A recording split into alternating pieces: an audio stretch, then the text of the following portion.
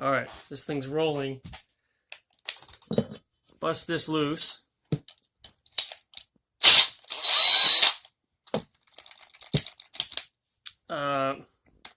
This is not going to script. Anyway, typically this washer will be stuck to your bolt here, so grab a hammer or throw it at a wall or something. Take the washer off.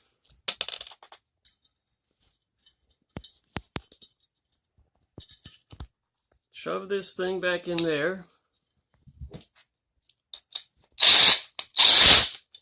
Tighten that sumbitch back up. There you go, you're done. I'll try and give you a quick explanation of why I would do this. Actually, I probably wouldn't do this. I think it's going to give you like a shitload of oil pressure. But why I think theoretically it would work.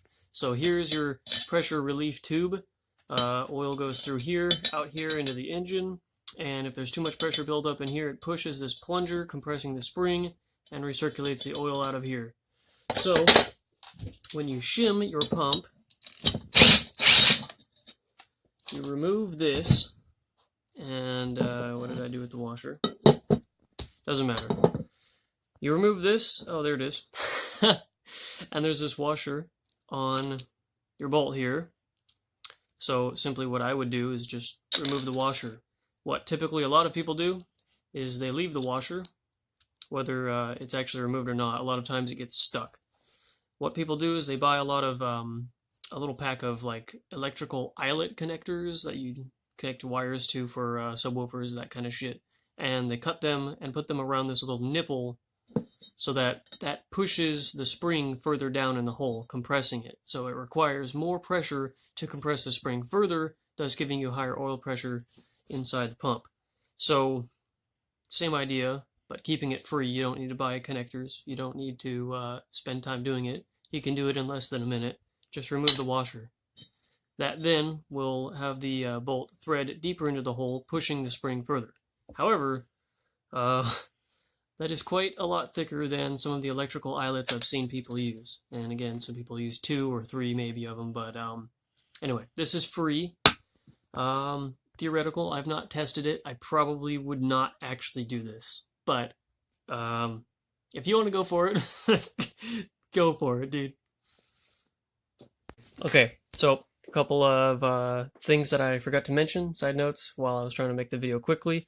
You've probably already seen this stuff if you've taken apart your own pump or watched other YouTube videos, but this is your plunger that goes inside of the tube. It's hollow, but not all the way through. Here's the spring. Here's your bolt. You don't need to have your pump all apart and shit while you're doing this. You probably don't even need to actually take it off of the engine, but I'm working on some shit, so top secret. Alright, the other thing that I thought of that maybe other people have thought of. Come on. When the washer is missing and the bolt is threaded into the hole and bottomed out, would it leak oil? Well, I'm not entirely certain, but I don't think it will.